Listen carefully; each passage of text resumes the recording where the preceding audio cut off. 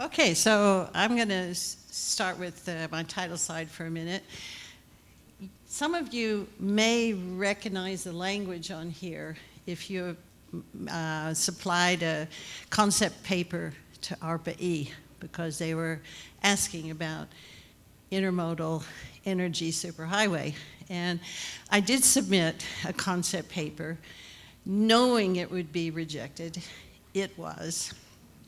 I think there are a couple reasons why it had to be, it was basically non-compliant. First of all, what I proposed and what I will describe to you right now, its technical readiness level is 9. I think ARPA-E's interested in TRL 3, you know?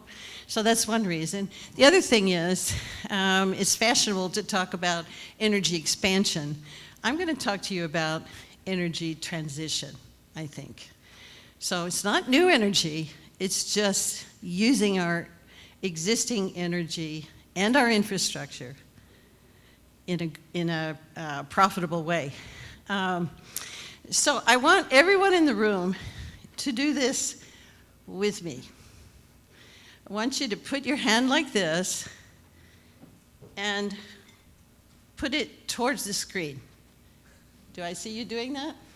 Okay. So my blue fingernails are either Halloween or political. You take your choice. Keep it there.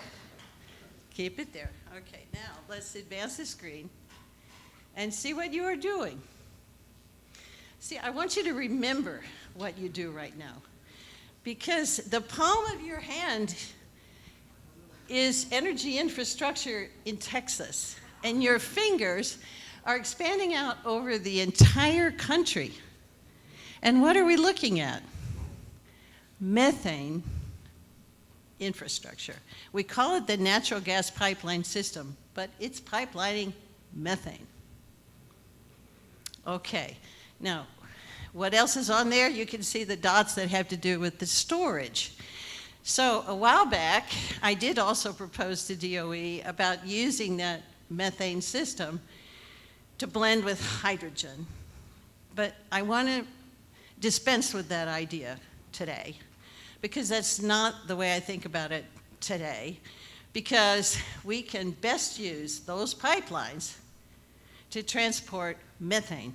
You transport more energy with methane than blending in hydrogen.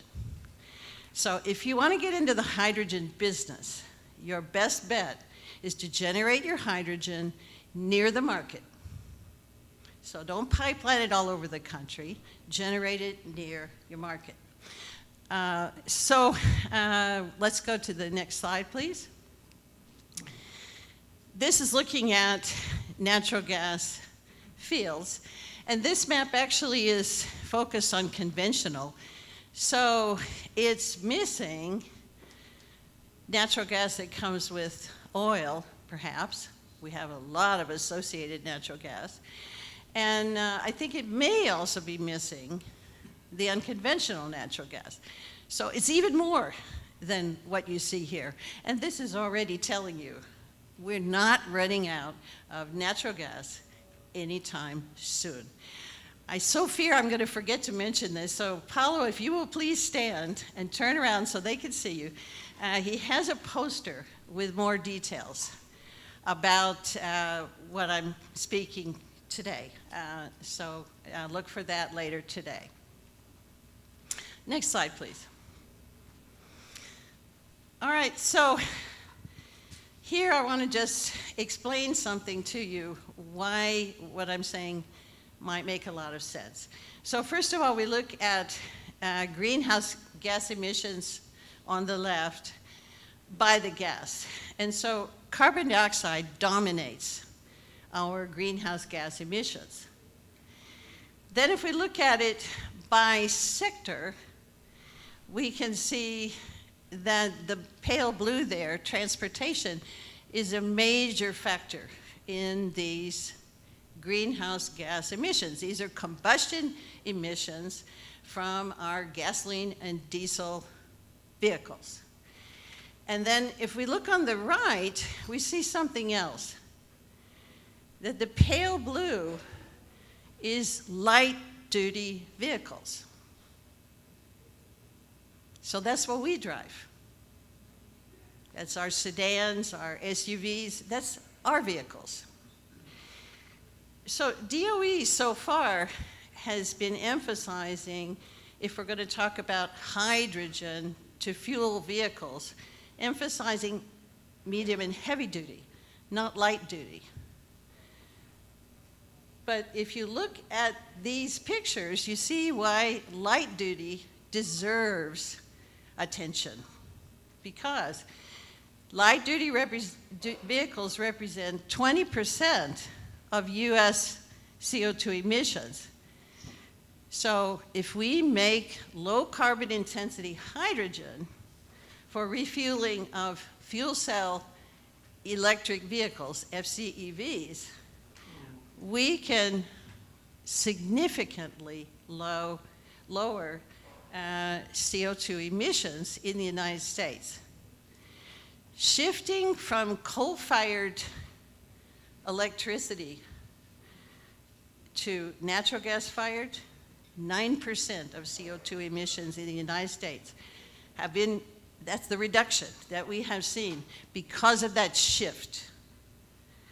Looking at light duty, 20%, bigger than coal to natural gas in power generation. So we're not talking about a small target here. Okay, next slide. All right, so now I want your help again. We did this, and thank you very much. Does anyone here drive a battery electric vehicle, a BEV? Okay, we have a few people that do.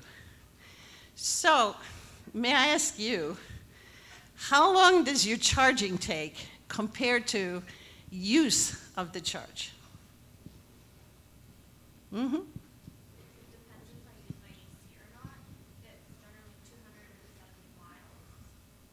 I'm not asking you your range, but I'll answer the question because maybe it wasn't clear. And the thing is, I drove Tesla for 10 years. So top that in this room. I had a Roadster. I have done the EV thing, and I loved it. And I will tell you this.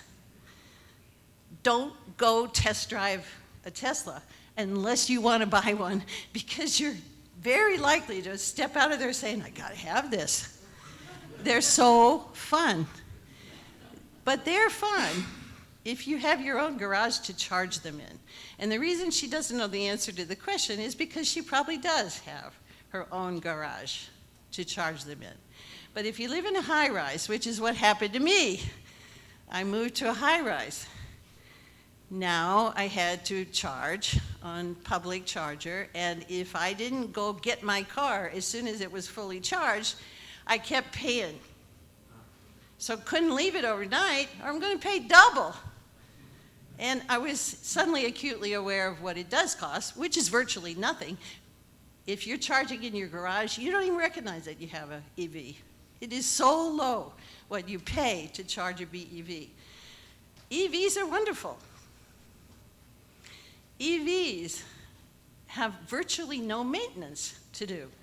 The only thing you have to do is replace your tires and actually the 12-volt battery. Can you believe that?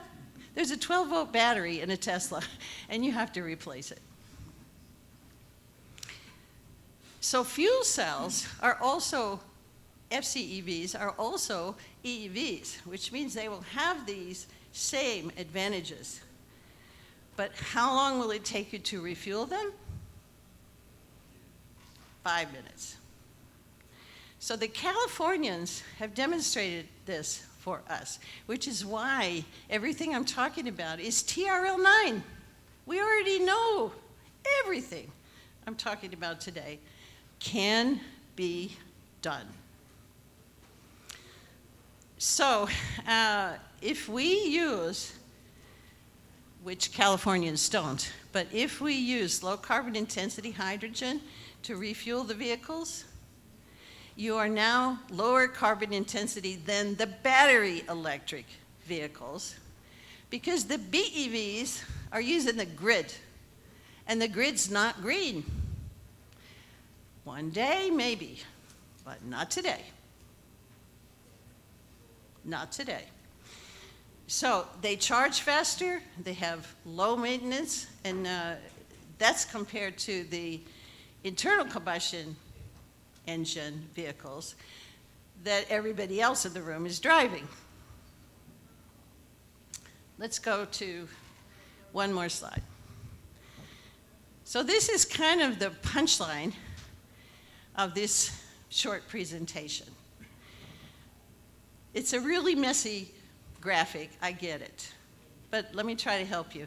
So we can see the pipelines on there, that we looked at that before, and we can see some kind of greenish bluish blobs also shown on there. What are those? Those are identified pore space for CO2 storage. So what we have observed is that something like 94% of the locations in the United States are within 100 miles of an existing methane pipeline. So connect up to the pipeline and generate hydrogen. How? Well, it could be steam methane reforming. So steam methane reforming does produce CO2. Fine. Capture it and store it in the pore space. So what these dots are showing is the ratio between the cost, estimated cost of hydrogen refueling compared to the known cost of gasoline or diesel at those locations.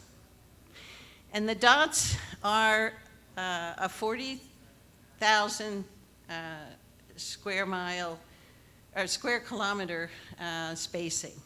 Why? Because we looked at trucking hydrogen from a hydrogen hub to a refueling station, and as long as you stay within 100 kilometers, it's comparable to pipelining.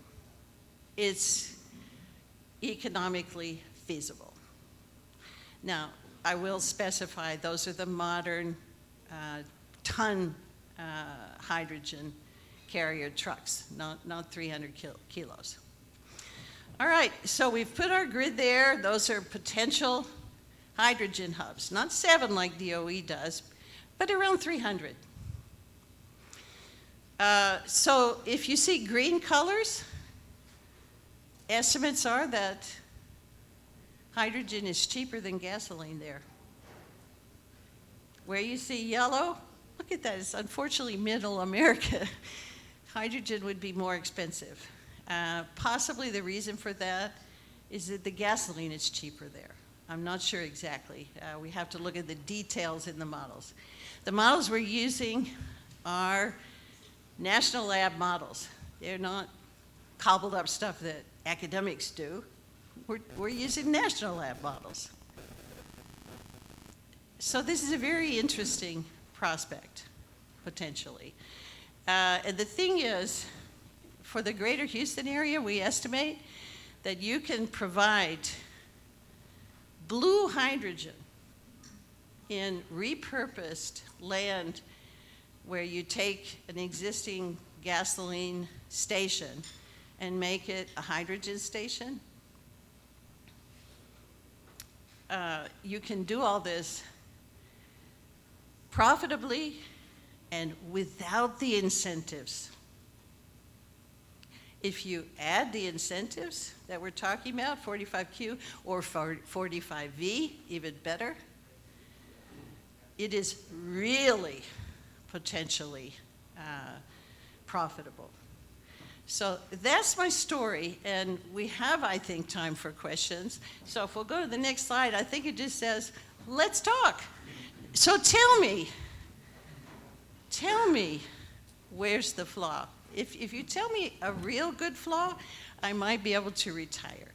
But otherwise, let's talk about this. Yeah, go ahead. So you do have to consider the cost of CO2 capture and storage. Yes. Yes, absolutely. The map is including that. And if we stay with gray hydrogen, the CO2 reduction is still 2/3 of what you get to blue. So if you just use gray hydrogen like they do in California, it's already beneficial, hugely beneficial. You don't have to worry about the CO2 storage. But the map was SMR plus carbon capture and storage. Thank you for the question. There's one question in the back. Go ahead.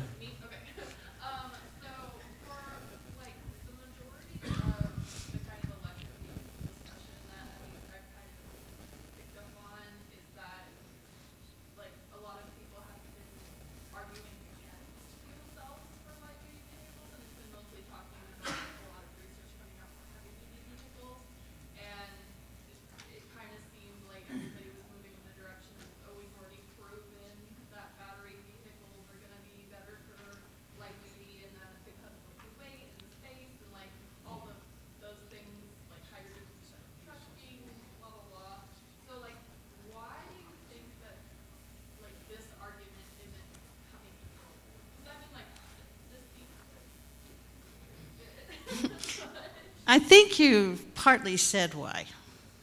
Okay. Because the comparison I made was between hydrogen and liquid fuels like gasoline and diesel. Okay.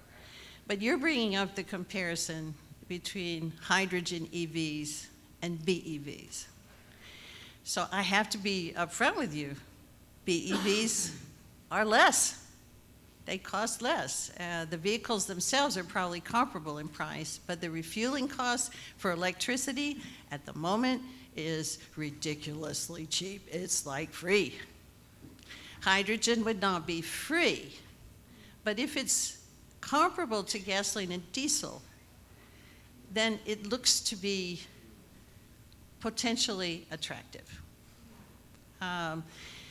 So the belief currently is you can switch everybody to EVs. And now that I live in a high-rise and I look at my neighborhood, at the people that are parking on the street, they don't have an assigned parking spot, which at least in the high-rise I did have, but it wasn't powered. So I had to park somewhere else to go charge. I just don't think BEVs are going to cover all the needs. And I do think that hydrogen is the potential mechanism to enable a shift away from the combustion required for our current transportation habits. Does that help? Well, thanks so much, Christine.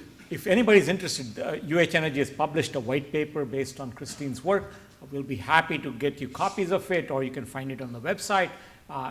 Just let us know. We'll be happy to engage and get more conversation going. So Christine, thank you so much for our presentation. Thank you.